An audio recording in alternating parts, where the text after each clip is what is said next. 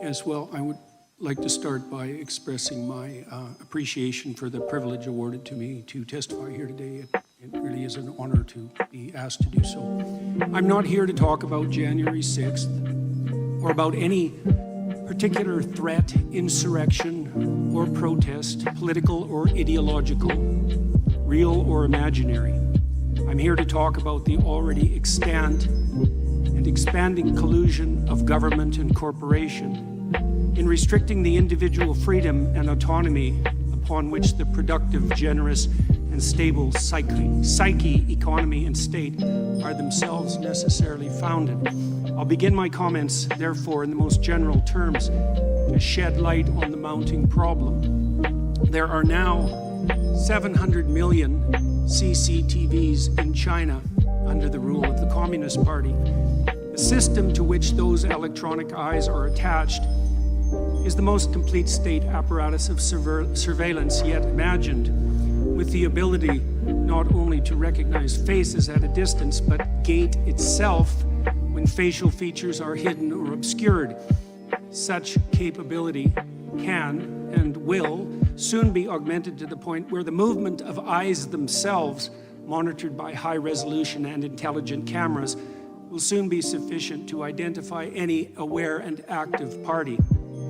The demented, naive, and prideful engineers who so enthusiastically helped build this system call it Skynet, after the rogue and all-seeing technology that took such a dreadfully wrong turn in the famous science fiction movie Terminator series, featuring artificially intelligent robot intelligences hell-bent on protecting themselves by destroying humanity. The name also references a well-known Chinese phrase describing the reach of the divine itself. The net of heaven is vast, yet it misses nothing, which aptly describes the capabilities of the new state apparatus. The system is integrated with the so-called Chinese social credit system, which awards its involuntary participants with a score indicating their compliance with the dictates of the Chinese Communist Party, allowing for full control over access to everything they possess electronically, most ominously their savings and their access to travel. Certainly all modern means of travel, but increasingly as the electronic gates come up, even by walking. If you're Chinese or a visitor, your access to the world can be reduced to zero if your social credit score falls beyond an arbitrary minimum. This allows you purposefully to be shut out of all activities that can be virtualized. And in a rapidly virtualizing world, this increasingly means all activities: driving, shopping, working, eating, finding shelter, even fraternizing with friends and family, as merely being in the presence of someone with a low social credit score means that your own score can be lowered. This has also opened up the opportunity for the government to extract slave-like labor from its citizens, so burdened, as the donation of free work to the state still constitute one means by which erring Chinese men and women can increase their score and remain part of human society. This is precisely the payment system most desired by the most tyrannical, not the work for me and benefit thereby that constitutes the contractual arrangement undertaken by free and sovereign citizens, but the work for me and I will lift the deprivation I imposed that has always been the leitmotif of the slaver. Why is any of this relevant to people in the West? Well, because the technology that the Chinese Communist Party employs is an extension of Western technology. Because we already fell prey to the terrible temptation of lockdown employed by that state in the face of hypothetical crisis once and in the very recent past, because we're walking step by step in the same direction, partly because of the hypothetical convenience of universal and automatic recognition of identity, and partly because any problem whatsoever that now confronts us can easily be used to justify the increasing reach of the security and nanny state. It is said that Stone Age people, first confronted with cameras and their resultant photographs by modern anthropologists, objected to having their images captured as they feared the captivity of their souls. It turns out that such fear was prescient. The images that we leave behind while navigating virtual space are such close duplicates of our actual selves that the capture of our essence is at this point all but guaranteed. We all now have our doppelgangers. We all live so much in the virtual world in consequence of our purchasing habits and modes of electronically mediated communication that our very selves have become reducible to a frightening degree to data, the modern equivalent of our footprint, with the same data making up an image of our identity, an identity which can be and is increasingly bought and sold by the invisible corporate brokers that still mostly use it to sell us what we so desperately and carelessly and conveniently want, but that can also be used to track, monitor, and punish everything we do and say.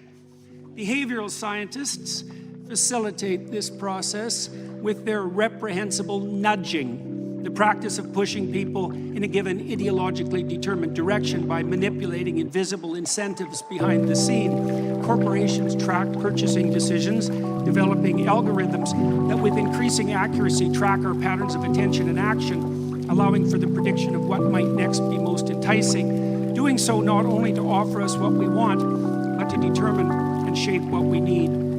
Governments can and are colluding with these corporate agents to develop a picture not only of our actions, but of our thoughts and words, so that deviation from the desired end can be mapped, rewarded, and punished. The development of a digital identity and currency is nothing more than the likely end consequence of such inclinations, and the combination of both can and will facilitate the development of a surveillance state, the scope of which optimistic pessimists of totalitarianism such as George Orwell could scarcely imagine. The new AI systems, which are so rapidly emerging, do nothing but increase this danger, providing for the possibility of a super surveillance whose scope exceeds anything that mere unaugmented humans could imagine, while also making it certain that even the perceptions that in the real world shape our attitudes, conduct, and personality can be manipulated to the degree that we will not even be able to see a reality outside which that has been constructed by the